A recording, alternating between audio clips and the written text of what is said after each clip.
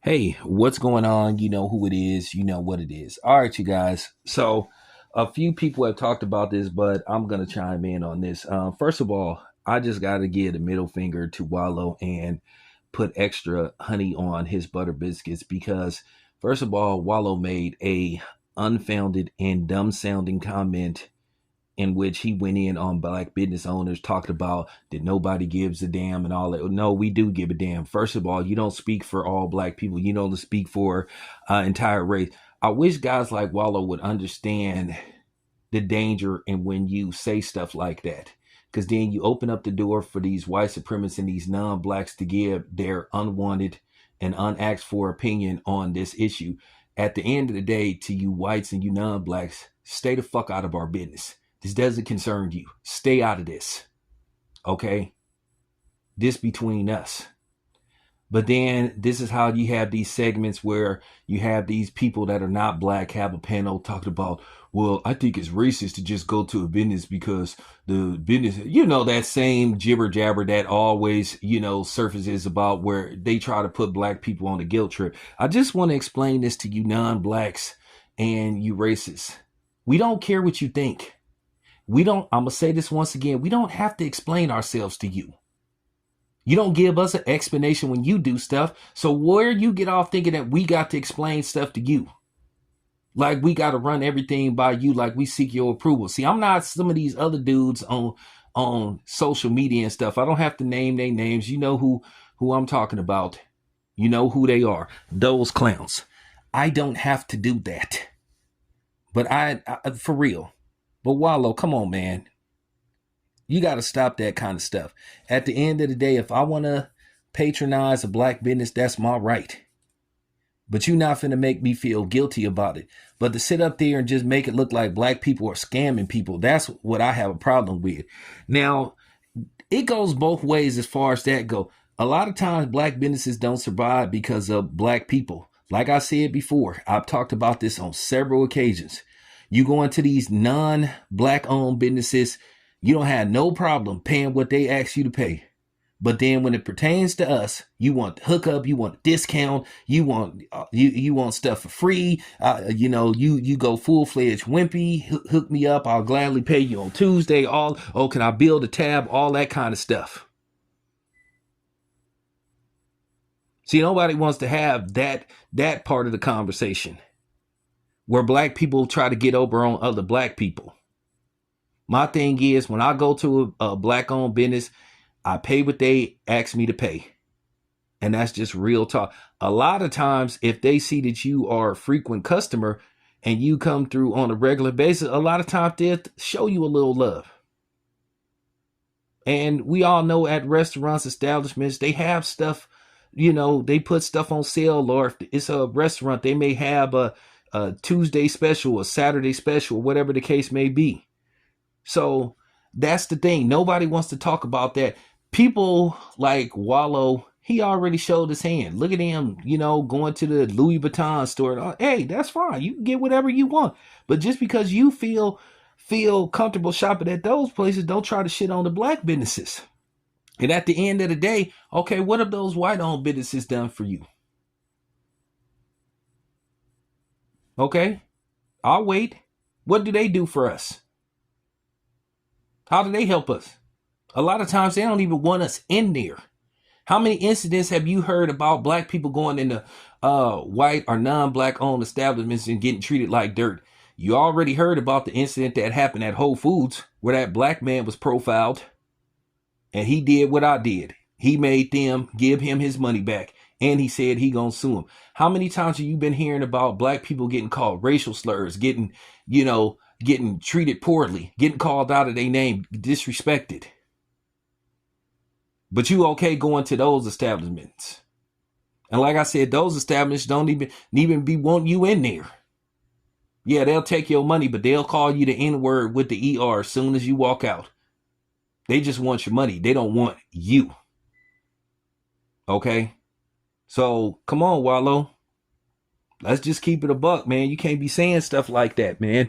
And that's just real talk. No, you don't speak for all of us. And don't sit up there saying, oh, I don't get, like, man, get out of here, dude.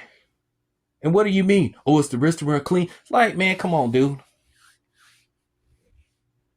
Is the establishment clean? Of course it's gonna be clean. Because you have to pass inspection, city ordinance, all that kind of stuff, or you're subject to a fine up to getting shut down.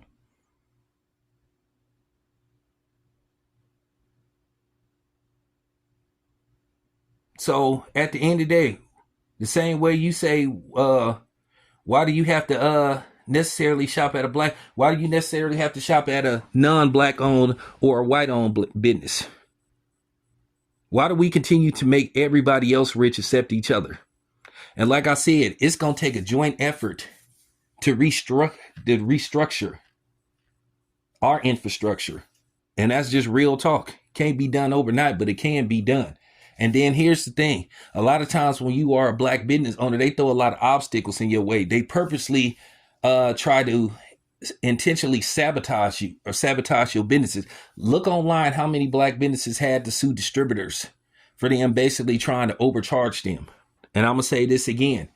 I'm in Oakland, California. Look up the story of what happened with Everett and Jones when they basically had a restaurant in the Coliseum, the Oakland Coliseum. They had to sue the Coliseum because the Coliseum was trying to charge them more money than what they was charging the other vendors and restaurants that was in the Coliseum. And they sued them. Look at how when you try to own your own establishment, every time we try to get an establishment, and if we see that it's profitable, then, you know, here come the white hand, you know, sticking it out, talking about, hey, let us help. Oh, we'll take it from here. They don't even want you to own nothing. They just want you to be consumers. So you have to go through that. And then a lot of times you refuse to sell to them, they'll try to destroy your business, or they'll try to buy it from under you. You know? So like I said, it's a lot of hurdles and obstacles you got to go through when you establishing a black business. And stop trying to pretend that racism doesn't exist. There's current videos of people talking about how they were treated. Restaurants refusing services to black people. Come on, Wallo, stop with the bullshit, bro. I gotta take you to task. Come on, man. Don't play with us, man. Come on, man. You know better than to say something like that. I already know eventually it's gonna be some panel where somebody that's gonna butt in and give they unwanted opinion. Well, to say that you have to endorse a business because the owners are black, that's reverse racism. Man, fuck you. And see, we the only ones that do this kind of stuff. I mean, we the only ones that put up resistance when it comes to looking out for us. I mean, this vitriol and this self-hate that we have for each other is, I mean, it is just so deep. It's funny, I'll be talking to CJ all the time. He'd be like, damn, bro, it just seems like it's just no hope for black people, man. It's a shame that they just don't get it. I'm sorry. I'm just not the type at 50 years old. I just don't seek white validation. I don't, man. I just can't. I don't care, man. I don't need no pat on the back by somebody that don't look like me to tell me that I'm special or that I'm good at something. Never have, never will. I'm not those dudes, you know, I'm not those dudes, and you know who they are. I ain't the dude from Detroit. I ain't those other dudes. I ain't that cornball, you know, Officer Tater Tots. I'm not none of those dudes. I don't seek white approval. I don't roll like that because I'm going to be honest with you. I don't think they're no more special than me. I think I'm special. We stand out. We always have. If we really seen the potential in each other that we have, like, for real, it's no stopping us. Listen, it's going to be tough, but it can be done. We have to put ourselves in the positions to where we can take care of each other and not feel guilty about it. We the only group of people that's made to feel guilty about helping each other. Why should we care what other people think? Why should we be worried about what Brad think or what Karen think or what Juan think or what Mr. Wu think or what Hadid think? They ain't worried about what we think. Why do we sit out always trying to impress everybody except each other? So I'm just saying, man, I had to say this about Wallo, man. Wallo looking like a real sucker right now, man. Just got to be said. Wallo, gone. Get out of here with that bullshit. Real talk, man. You sounded real dumb, bro. So I just had to say that. Anyway, this your boy Tan. I'm out.